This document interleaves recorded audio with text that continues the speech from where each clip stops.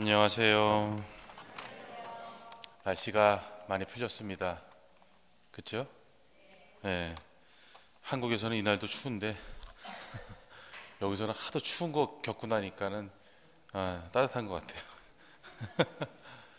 벌써 적응되는 것 같은데. 예. 지금은 돌아가셨는데 출판 평론가로 활동하셨던 김용수라는 분이 계십니다.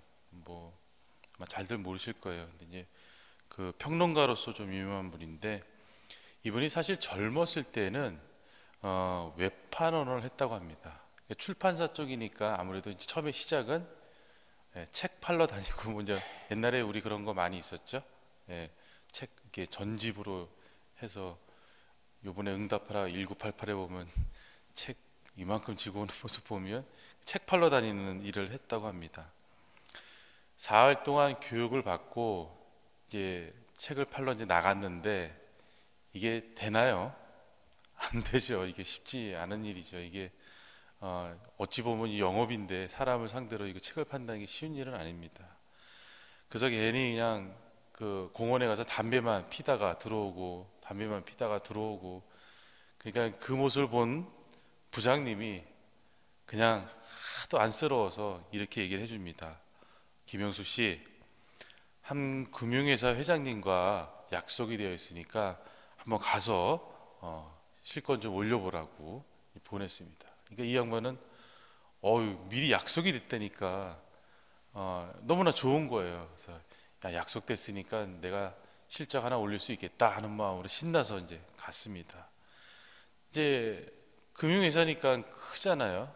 들어가려니까 입구에서 누가 막지요.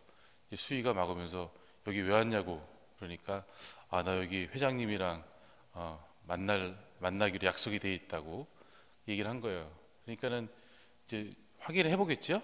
전화를 걸어서 확인해 보니까 회장님은 그런 사람 당신과 약속한 일이 없다고 하는데 그냥 돌아가시오. 뭐 이거 거짓말하고 이거 어디 슬쩍 들어가려고 말이야. 가시오. 그렇게 한 거예요. 그러니까 이거 분명히 약속을 했다고 했는데 이게 무슨 일인가. 그때는 몰랐겠지만 부장님이 나중에 이제 알겠죠. 부장님이 한번 가서 해봐라 이거죠. 이제 부딪혀보라는 거죠. 이제 나오면서 이게 그럴 리가 없는데 그러고 지하 주차장을 통해서 그냥 회장실이 있는 층까지 올라간 거예요. 용감하게. 근데 막상 딱 회장실 앞에 딱 서니까 이 분위기가 너무 무거운 거예요. 중압감이 딱 드니까 이 문을 못 여는 거죠. 그래서 그날 그냥 돌아왔습니다. 얘기도 못하고. 그렇게 이틀을 되돌아왔대요. 갔다가 돌아오고, 갔다가 돌아오고. 4일째 되는 날, 이제 굳게 마음을 먹고 내가 오늘은 꼭 들어가리. 그리고 이제 찾아갔습니다. 밖에서 기웃기웃 왔다 갔다 하는데 마침 누가 나오길래 얼른 붙잡고 사정 얘기를 하고 안으로 들어갔대요.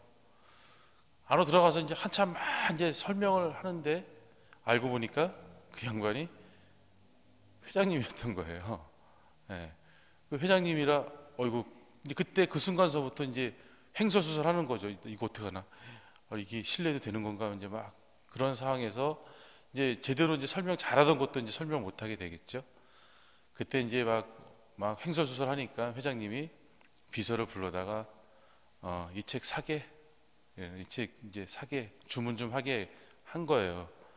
그러면서 이분이 나오면서 깨달은 것이 있다고 합니다. 그게 뭐냐면 그래 문은 다른 사람이 닫고 있었던 것이 아니라 바로 내가 닫고 있었던 것이구나. 내 안에 문만 열면 다른 문들도 언제나 열려 있다는 것을 깨닫게 됐다고 합니다. 내가 문만 열면 다른 문도 열려 있다는 것을 깨달았다는 거죠. 그러면서 이제 좋은 평론가로서 이제 일생을 마감하셨던 분입니다. 어제에 이어서 오늘도 예수님께서는 안식일법에 대해 올바른 의미를 전해주고 있습니다. 안식일이 무엇인가? 그런데 저는 오늘 그 뒤에 이어지는 바리사이파 사람들의 행동을 주목하고 싶습니다. 예수님께서 안식일에 기적을 베풀자 그들은 곧바로 누구에게 달려가냐면 헤로데 당원에게 달려갑니다. 헤로데 당원은 평상시에는 아주 그 바리사이들이 아주 멸시하고 경멸하는 그런 사람들입니다. 그런데 그 사람들에게 달려가서 예수님을 죽일 음모를 짜는 겁니다. 참 간사하죠. 평상시에서는 무시하고 경멸하고 했던 사람한테 가서 예수님을 죽일 음모를 짜는 그들의 모습, 참 간사하지요.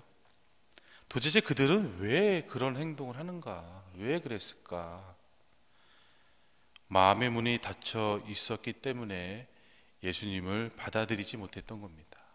그러니까 마음의 문을 닫고 있었던 거예요. 그냥 아무것도 받아들이지 않고 자기네만 갖고 있는 것만 좋고 옳고 다라고 생각하는 거죠. 그러니까 다른 걸 받아들일 그런 어떤 마음의 문이 열려 있지 않은 거죠. 앞에 이야기의 김영수 씨가 깨달은 것처럼 마음의 문을 연다면 가능한 일인데 그들은 꼭꼭 닫혀 있었기 때문에 예수님을 받아들이지 못했던 겁니다. 그런 그들에게 하느님 나라의 문은 좀처럼 열리기 힘들 겁니다. 오늘을 살아가는 우리 자신도 열린 마음을 갖고 신앙생활을 할 수 있어야 합니다. 그렇지 않으면 우리도 하느님 나라의 문이 굉장히 무겁게 느껴질 겁니다. 우리가 어떤 마음의 자세를 갖고 살아가느냐에 따라서 구원의 문의 무게가 달라질 수 있음을 우리는 오늘 복음을 통해서 잘 깨닫고 삶 안에서 열린 마음을 갖고 살아갈 수 있도록 노력하면 좋겠습니다.